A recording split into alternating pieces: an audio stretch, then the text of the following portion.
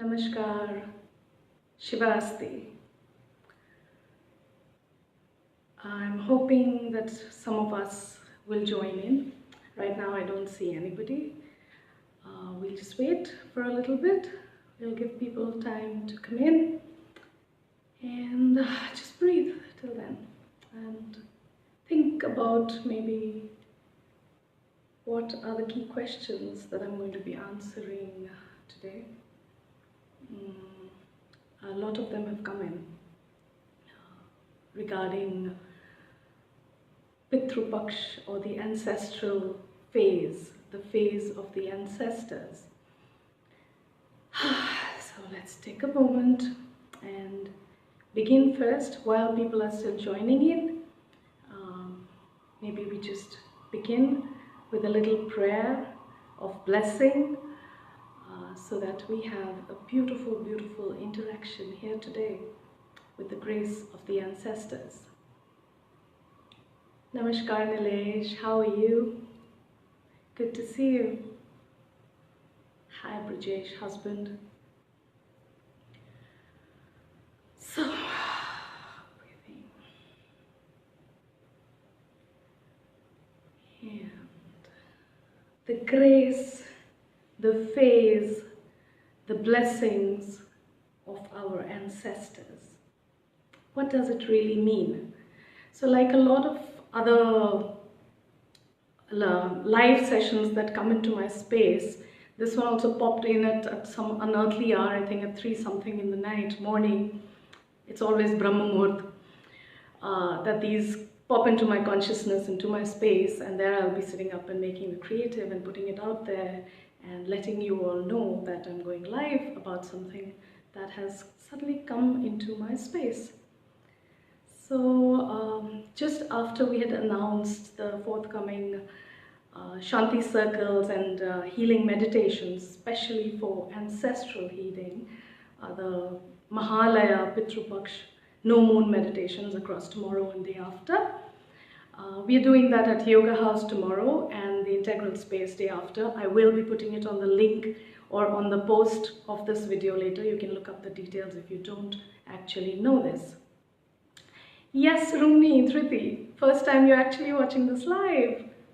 Love you, my girl. And what a day. It's a day about lineage and ancestry, and if family is connecting today, I feel especially blessed, Rumi, because our bond is, you know how it is. You're my little babies.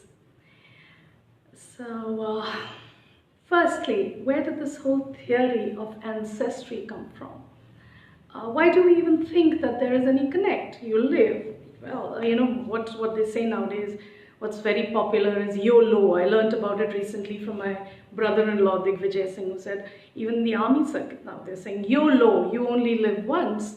So what is this whole thing about ancestry and lineage? And even if somebody is close to me, is my relative, I am born of them, or they are born of me, or we are born into one group of family as we know it in the social norms, what difference does it make if they have passed on and I am alive and here and now? That's how we think, right? And a lot of us are also ebbing towards not doing the rites of passage that are ordained in our way of life. We say the Shraddha is not important and I'd rather donate that money to somebody. So we'll go into all that another time maybe, because today I want to especially concentrate on the relevance of what we are doing, why are we invoking the ancestral blessings. So in a scenario where we don't really look at anything beyond a few inches of our existence, we think all of the Brahmand, all of the world, all of the galaxies and everything there is as far as I can reach out and hold and grab and make my own. So those who've gone, I remember them, I love them, I respect them. Maybe some of them I didn't love so much when they were alive, but suddenly those who are gone become godlike. You'll notice that. You may have fought like cats and dogs. My place, the cats and dogs don't fight. But so this whole first time, our seers, our ancients, as I always like to call them, the scientists of life technologies, of metaphysics, modern metaphysics hasn't even reached, is still trying to prove again what these metaphysicists already established. So the first time we hear the ullekh or the mention of life as it is now and beyond is in the Kathopanishad, one of the Upanishads. The Kathopanishad, which is a very common story that we've heard as kids, of Nachiket going up to Yama, the only living being who has traversed the lokas, the levels of existence that are, and gone and questioned Yama about the secret of life and life after. So that is where long before Newton's laws came into being, our scripture spoke about consequences, rather cause and effect, and the karma theory came into being. So in the Vedantic, in the Upanishadic, in the Eastern way of looking at life and death, we don't look at it as step one, step two, the end, the beginning. It's all very cyclic. In fact, as we are finding out, as civilization is maturing into knowing more of the past, we're finding out that even the Incas, even the papal old schools of thought, the original schools of thought, have always called life and death to be cyclic. So as we start out exploring a few of the secrets of the ancestral grace or blessings, let's first shed this concept of life and death being anything separate from each other. Namaskar Rupali, good to see you here. So as we go into that, another little story comes into my mind, in the Brahmanda Puran. The Brahmanda Puran is like the gnosis of the way the worlds were created. It's the formula, it's the DNA, it's the matrix of all that exists. And in that there is this little beautiful story of Queen Madalasa. She was the queen, the wife of King Rittadhwaj.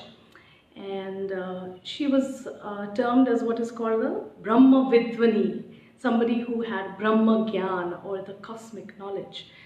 And she used to sing this beautiful lullaby to her children. When a child would cry, and she would go, Suddho se buddho se niranjano se Shuddho se buddho se niranjano se Samsara maya parivarjito se Samsara maya parivarjito se Samsara swapnam tajo mohanitram nana janma mrityor tata sat swarupo. She would say, "O child of mine, why do you cry? You have no reason to cry, for you are ever pure, the eternal." This is what she would sing to her child who was still in the womb, and sing to the child as lullaby, that eternal you are, devoid of name and form. You are form of bliss personified, untouched by sorrow. So untouched and undiverted by the illusions that will come across to you in life, in this life, fly through to that space, and it actually says non-space, of pure bliss and ananda that you are. So don't cry. So in life and in the passing or the passage of a soul, yes, there is a physical sense of loss. Yes, there is a physical mourning or sorrow. But know always that those who have gone to a space or non-space where time, space, joy and sorrow don't exist. You just are. You are one with cosmic breath. And that is where we hope our ancestors are journeying, or will journey eventually to. That is where we hope that you and I and everything there is journeys to. So as we remember our ancestors during the Pitrupaksha, now about the Pitrupaksha, the phase of the ancestors, every faith, every belief system, every culture around the world, especially the older cultures around the world, have stipulated a certain time of year, whether it's a one night or a one day of Shab-e-Rat, or it's an extended period month of Lent, or the Incas had 41 days, which is very, very important, because 41 days is really the transgression time of a soul to transgress into life or out of it.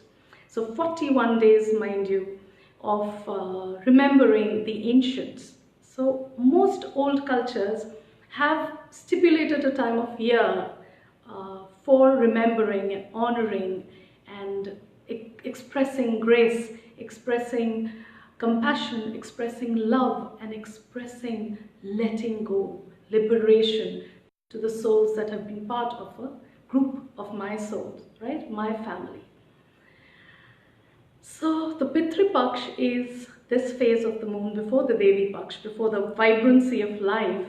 We have stipulated this time based on this, again has been calculated according to the arrangement of the cosmos, arrangement of the planets, arrangement of the galaxies in a certain way, where a vortex opens up, where we are able to access energetically, we are able to access the lokas, the 7 levels of existence that exist beyond this physical bhulok, the bhuvarlok that we know, this bhoglok, this earth, we earthlings as we know it.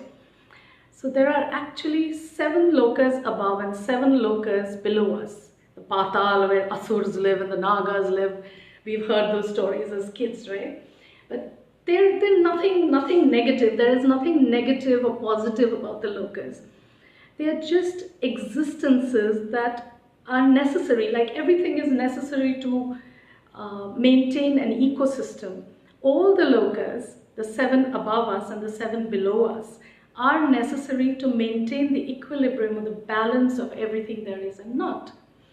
So as you pass on, as a soul leaves this physical body in its nth cycle or in its first cycle or its last cycle, when it leaves, it hopes to attain, based on its own tapa, its karmas, its patterns through lifetimes and realms of existence before and during this life, will go to one of the lokas that are above us.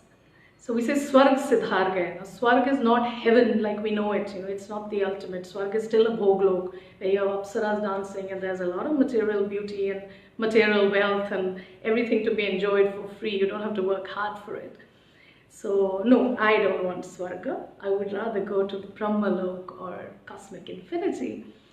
But this is a time, this is the planets, the energies of the cosmos are so arranged that vortexes, literally time warps or non-sound, non-space, non-time zones are created where communication between these lokas becomes very easy. I've had a lot of people writing into me from around the world actually, not just here, when I first mentioned the ancestral healing and Pitrupaksha, that it's so funny, but I never think about my grandmother, but in the last few days I've been thinking about her a lot, and I found this piece of handkerchief that belonged to her, and I'm holding on to it, and it's giving me so much peace.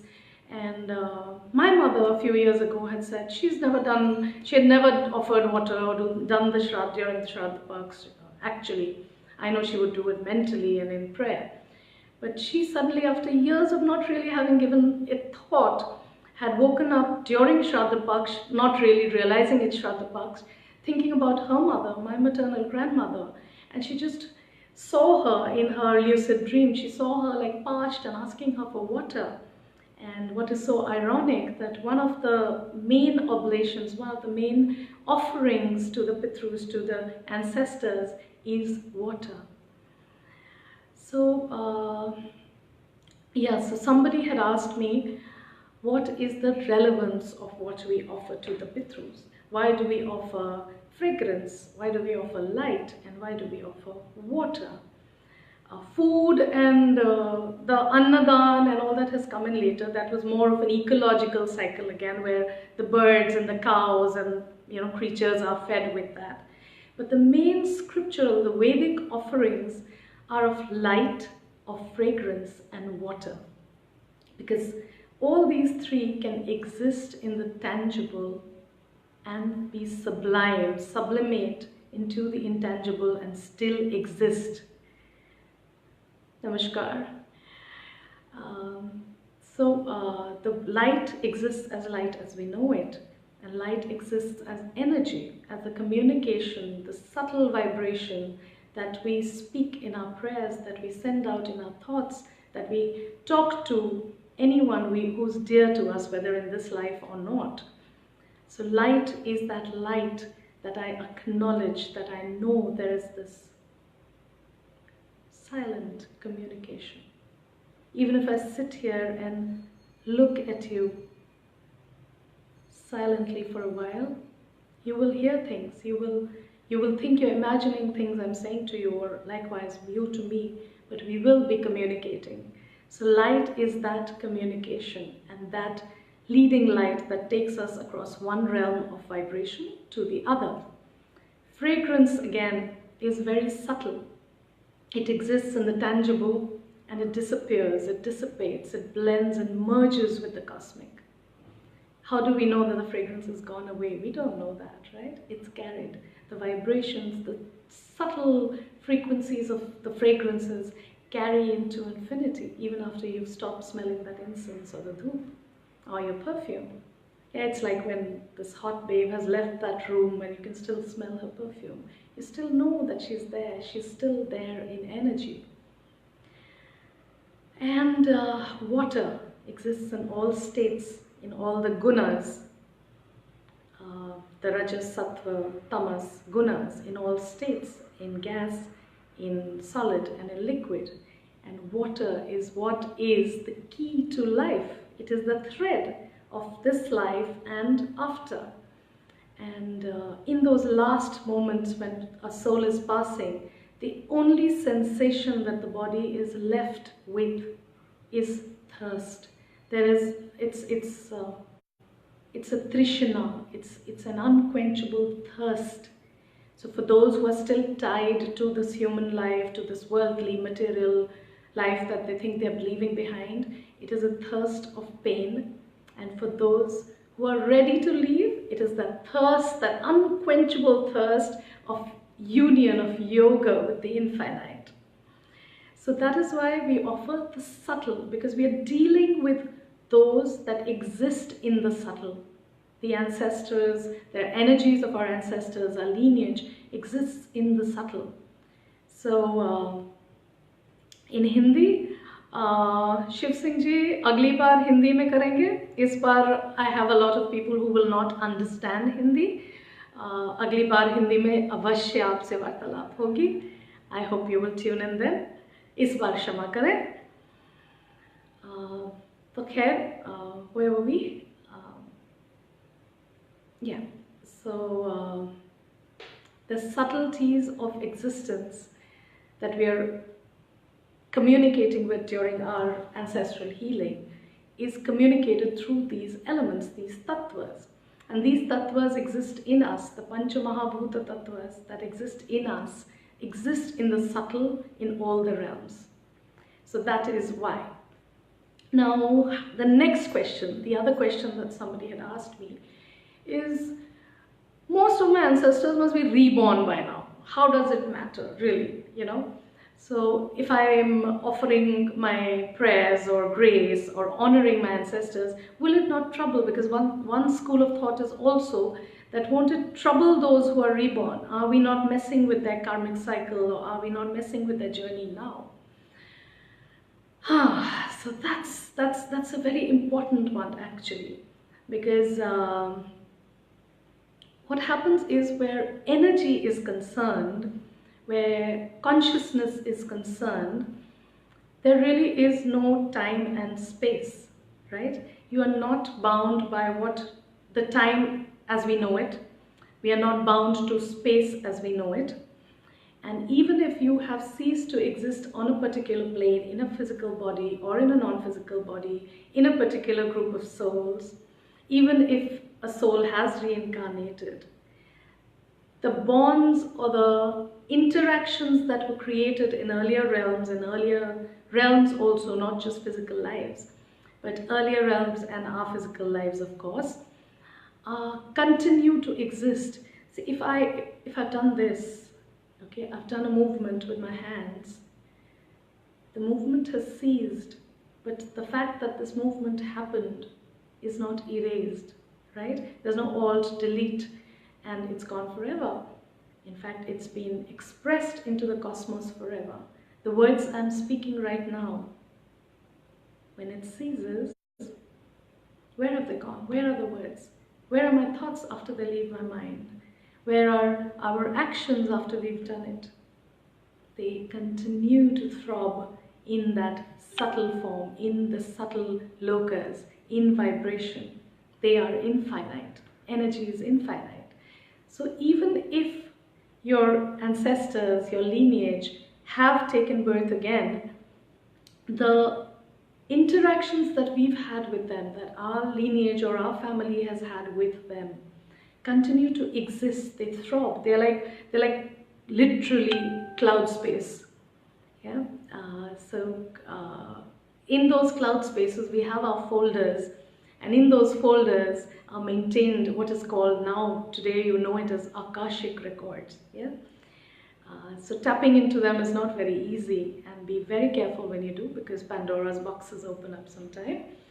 But without messing with them, without creating any ruffling or dis-ease in those energies, what we can do is, during this time, is send out compassion, gratitude, forgiveness, healing, love, and empowerment to all the souls that have journeyed with us even before I was born. After I was born, after I ceased to be, the lineage shall go on. And what is very, very, very interesting is that the group of souls that are born, that you know as your family, that you know as your closed circuit or your lineage or ancestry, very often you will see that the same group of souls choose to come back again and again, because it is their way of completing. There is no cancellation or clearing of karmic debts, okay? It's a very common term, so we use this karmic cleanse. Our karmas are not dirt that we will clean ourselves of it, right?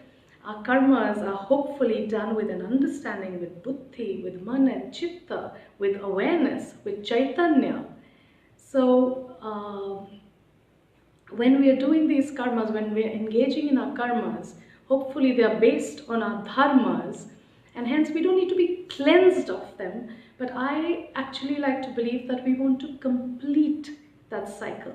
We want to encase it with a completion, so that one cycle is over and the next one begins. It's like the matrix of the DNAs.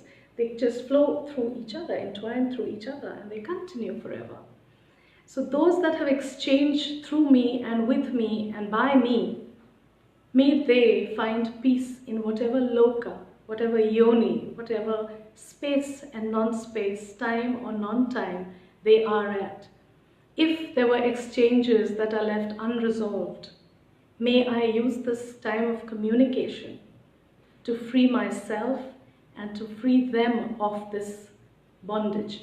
Because even in the new life, if they have taken birth, there will be blockages, there will be patterns, there will be maybe things experienced as dreams or fears, or even unknown depressions or sorrows if there are things held back. And if we are setting ourselves and them free, we're giving ourselves the abundance of life and them the abundance of life, right? So it doesn't matter. Don't think about where they may be reborn. That's not our journey.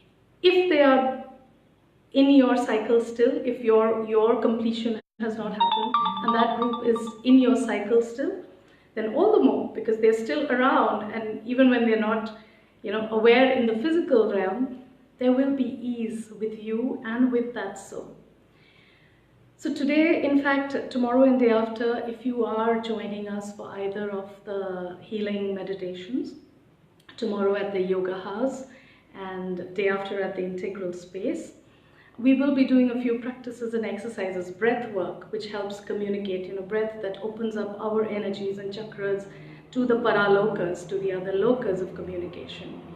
And we'll be riding on sound and breath. And at the integral space, we will be actually doing a few. I'll answer that in a minute, Anilji. Why few souls choose intense suffering? I'll come to that in a minute. So we will be doing a little tarpan or exchange of energy. Why few souls? So we have Anil Balotia ji asking, why few souls choose intense suffering? So I would put it as, if you think that the journey of us as individual souls is one that is separated from the Master Soul, the infinite, we are images of that source infinite consciousness, and we become little bindus of consciousness. And our whole journey through realms and through our multiple lifetimes, our whole journey is to go back, right?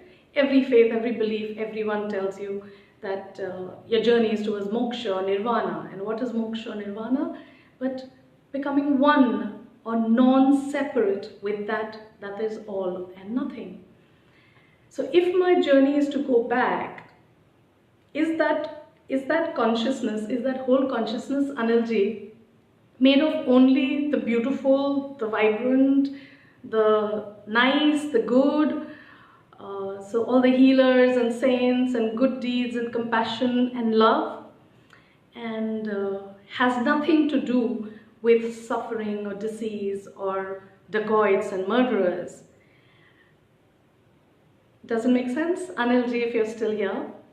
So if the whole is whole, it is a whole amalgamation of experiential everything.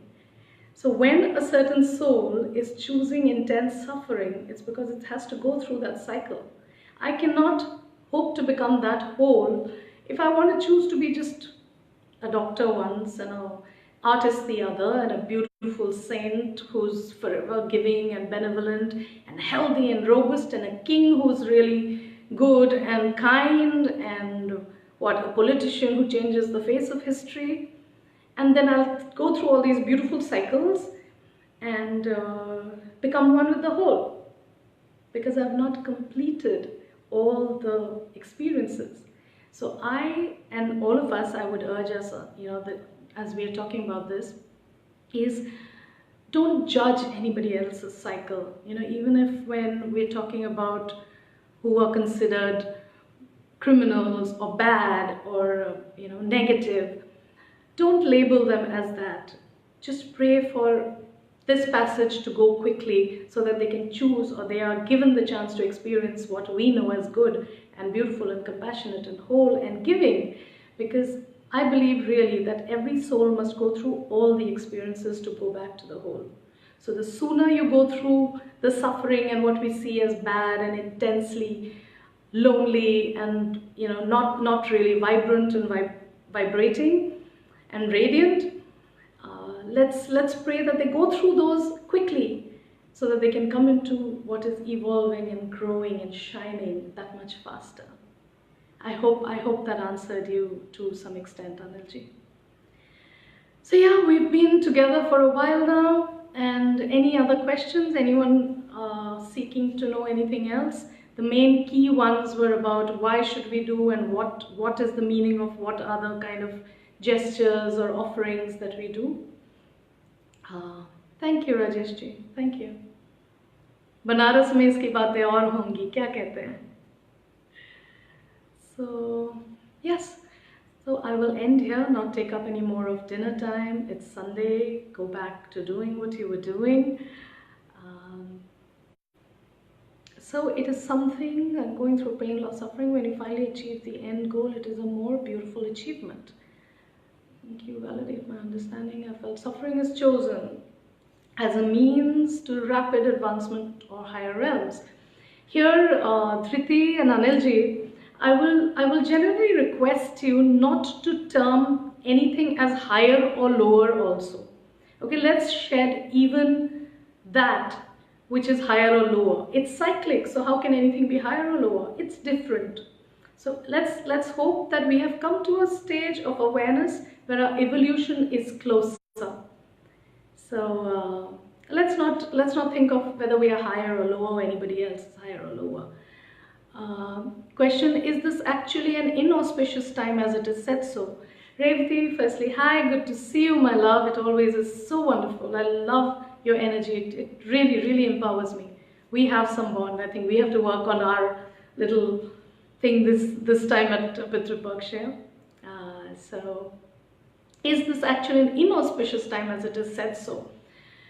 So what happened is, when Karma Kand in the medieval, when Jat Path and all these differences came in the medieval, anything that was not of this life and beyond was termed as inauspicious and scary, because these were greater secret knowledges of life. So if I stop fearing death, or if I stop fearing those who are gone, those who polluted me, then how does a certain sect of society have power over me? Because they are the only ones who can control this. So don't do this during this time, and don't do that during this time. And also, if misused, because the portals are so open, you can easily tap into ancestral energy. And if you misuse it, you can cause harm to the energies of yourself or to those who you're reaching out to. So it has to be maintained carefully. It has to be done carefully. There is nothing inauspicious in having the blessings and the grace of your ancestors, of your lineage pouring down on you. Yes, so no, I personally do not think it is inauspicious. It is a delicate time. It is a powerful time. And it is a very, very open time to receive grace and blessings. So with that, I sign off. Good to see you all here. Thank you so much, and have a lovely Sunday. And tomorrow, as the Amavasya enters, it enters at 11 something in the morning, and it continues up to about 11 or 9. I'm not too sure. You can look up on the net actually Amavasya timings. But it's a very long one, so you can use any of this time to just whatever comes to your heart and soul to reach out. And the best way to know that you are connected, the sensations you will know, is if you sit comfortably and place your thumb on the middle of your sole, the sole of your feet. You just press it a little bit, the right thumb on the left foot and the left thumb on the right foot. You just hold your thumb there and close your eyes, and you connect from your Manipura, your diaphragm, and you just breathe and invite that vortex to open. And let me know how it was. If you sense anything, just breathe into the Manipura with connect of the thumbs with the soles of your feet. I'm not going to pick my foot up and show you the sole of my foot. You understand? Is the right thumb on the left leg and the left thumb on the right leg at the middle of the sole of your feet with a little pressure, and breathing in and out from the Manipura, just below the breastbone, just where your diaphragm is, holding sensation and breathing and invoking the lineage, your maternal, your paternal, and don't forget the souls of all creatures who have come into your life. If you've had pets, if you've looked after or interacted with any animals, if you've saved any animal, if you've had any animal give its life up in your hands, a little bird you tried to rescue, but it left, it was there to just complete that cycle. So yes, our animal companions, our creature companions, return and re-return into our cycles again and again. We in fact know them as Bhairavs and Yakshinis, guardians who come in as angels. So don't forget to remember all the ancestry, the lineage of your creature friends and companions and family. I have a long list of them, but don't forget to receive from them, because they really are open and pouring their love for you all the time. Love you all. Have a blessed journey. And those of us who are meeting tomorrow or day after, I look forward to this, because the group energy is very strong on such occasions. And maybe we belong to one lineage, and that's why we are here together. So sending all the blessings and all my love and prayers. Naman to the lineage of man. Naman to the lineage of the sages. Naman to the lineage of this manifest and unmanifest existence. Naman to all those who prelude me. May we be truly deserving of their sanskara and blessings. Shivasti, Shivasti, Shivasti. Namaskar.